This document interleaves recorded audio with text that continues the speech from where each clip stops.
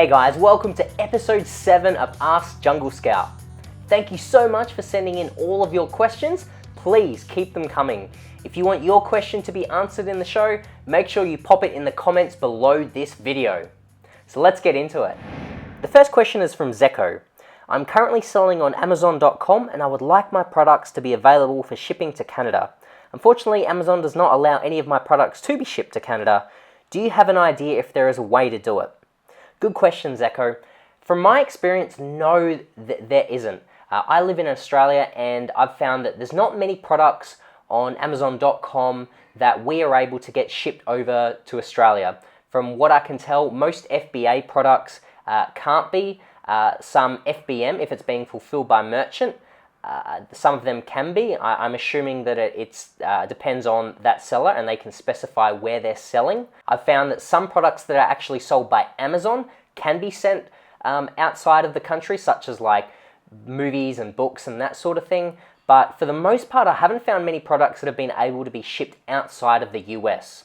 I would say that's why Amazon's created the multiple marketplaces like Canada and Mexico and all the different ones, because they want you to purchase those products from from the relevant marketplace that you're in. So my understanding is that if you want to sell products to the Canadian market, that you would need to list that product on Amazon Canada. If anyone else knows any differently, please put it in the comments below. We'd love to hear from you.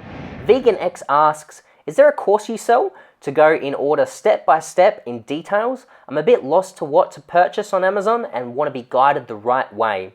I've already paid for 2 courses and they're not as detailed or not showing me everything that has to be learned.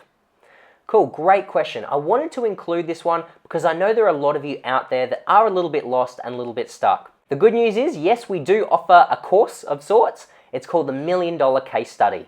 It's free to join and we're showing the process of finding a product and launching it. Everything in between, from finding suppliers, setting up PPC campaigns, every single step along the way we're going to be sharing. We're about 5 webinars in. We've got another one coming up next week. So go to this link below and you can register for the webinar completely free to follow along and learn all about how to launch your own product. Now, if you're enjoying these videos, could you do us a quick favor and just hit that thumbs up button? It'd mean a lot. Thank you so much. The next question is from Mikhail Butler. What's the most effective way to produce high return sales and/or reviews by means of adding an insert with each product? I was stuck on sending them a coupon code for half off a second purchase or a link to get their email to put them on a giveaway where 1 of 5 people win a free product or a gift card or something. I feel like giving them the right incentive could help boost sales, and I have a high margin for profit on each unit, so I could run a lot of cool profit promotions, but I also don't want to waste my money. So putting product inserts inside of your product packaging can be somewhat of a controversial subject. Some people have spoken to Amazon and they've said that that's totally fine. Others have gotten a more negative response and heard that it's not okay by Amazon. Generally speaking though, the consensus seems to be that as long as you're not diverting people off of Amazon, you know, if you're not sending them to the Spotify store or somewhere else, then it's okay. If you're giving them a coupon code to go back to Amazon, to your store, then generally it seems to be okay. However, to try and answer your question, Mikhail, I would suggest you just try both. It really comes down to experimentation and seeing what your particular market responds to. So perhaps for your next shipment of 500 to 1,000 units, put in a little insert that is just, asking people for that first one that you mentioned, giving them a coupon code that gives them, 50% off a second purchase, and then just see how many results you get from that. And then maybe in your next shipment, you could try a different product insert if you want, and that could be that other one that you mentioned where they go into the draw to win, a 1 in 5 chance of getting a free product. Keep in mind that for a lot of the sellers that I've spoken to that have tried this, they generally get a fairly low response rate. So it could be like maybe 2 or 4% of the people that buy their product actually act upon the insert cards and go to their website and register with an email or something. However, I still think it's worth the while, even if you only get 1 person in 100, that's still something.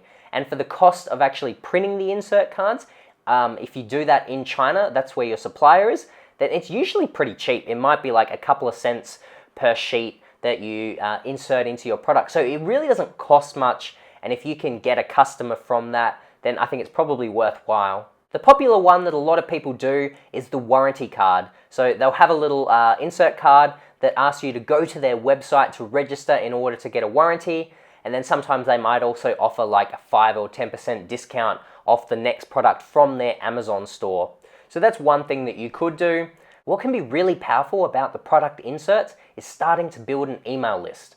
That is an asset that you control outside of Amazon, and is a really good long-term play to start building, building a community, building a list that can survive off of Amazon. It's definitely a great long-term strategy, but I would just stress here not to worry too much about it at the start.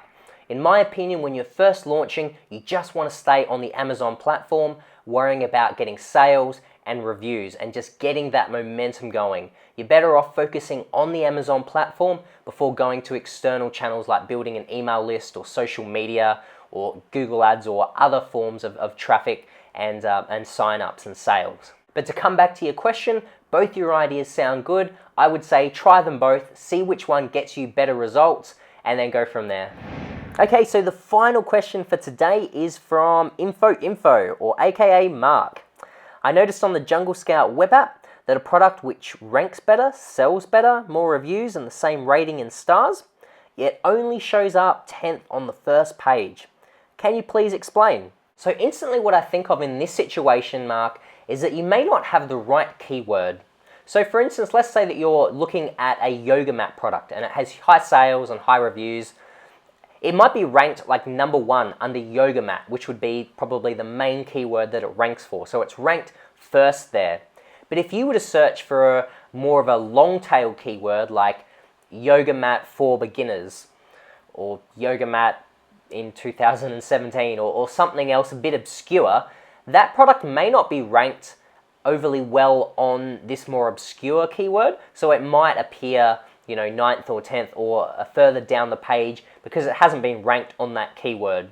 So what I would suggest in that situation is to experiment with your keywords and see if you can find the keywords where the listings at the top are the ones that are doing most of the sales, because that's generally what you should be able to find. So that's all of this week's questions. If you haven't given us that thumbs up, make sure you do that now. And please subscribe to make sure you get every episode of Ask Jungle Scout. Remember to leave your questions down in the comment section below, and we'll see you next week.